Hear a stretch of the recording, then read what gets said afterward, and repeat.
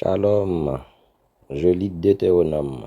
Voici les paroles que Moïse adressa à tout Israël de l'autre côté du Jourdain, dans le désert, dans la plaine, vis-à-vis de Sut, entre Paran, Tophel, Laban, Asséroth et Dizahab. Il y a 11 journées depuis Horeb, par le chemin de la montagne de Séhir, jusqu'à Kadès Barnéa. Dans la 40e année, au 11e mois, le premier du mois, Moïse parla aux enfants d'Israël, selon tout ce que l'Éternel lui avait ordonné de leur dire.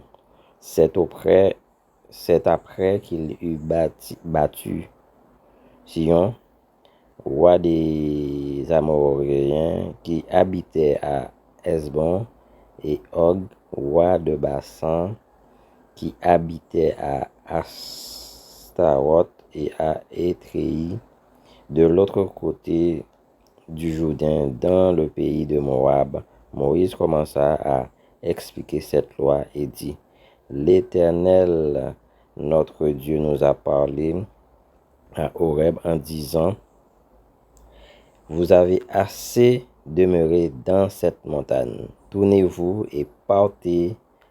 Allez à la montagne des Amoréens et dans tout le voisinage, dans la plaine, sur la montagne, dans la vallée, dans le midi, sur la côte de la mer, au pays des Cananéens et au Liban, jusqu'au grand fleuve, au fleuve d'Euphrate.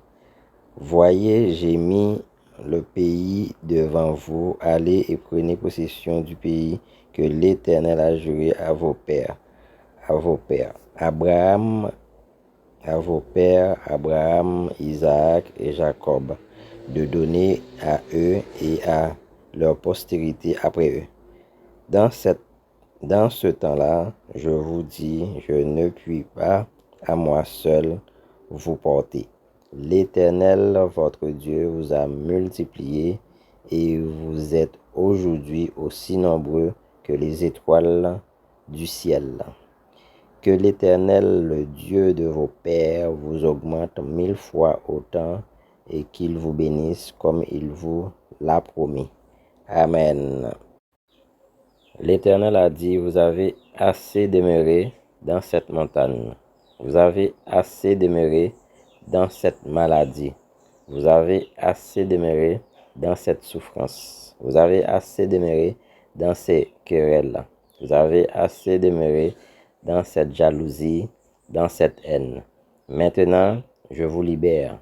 Soyez guéris, quitte ce lieu de souffrance et de maladie, de querelle, de jalousie et de blocage et de haine.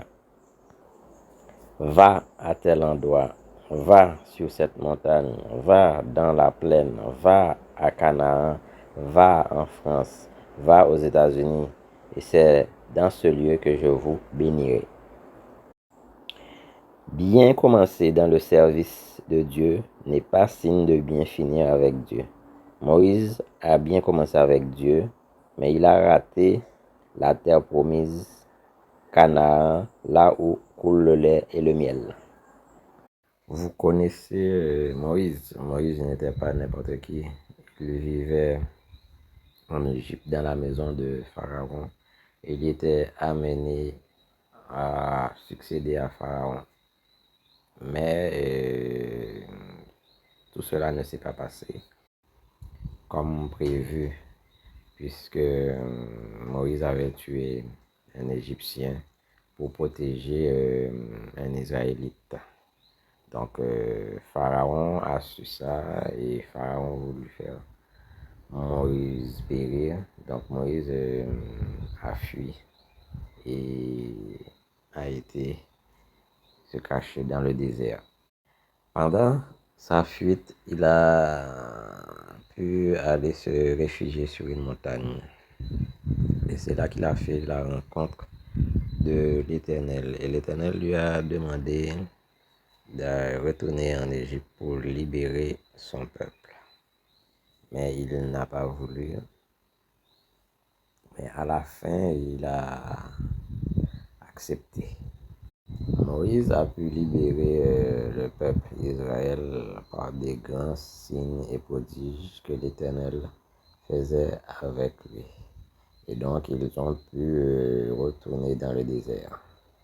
Moïse était destiné à entrer au pays de Canaan avec le peuple d'Israël, mais à cause du péché que le peuple a poussé Moïse à commettre, donc l'Éternel ne lui a pas permis d'entrer en Canaan.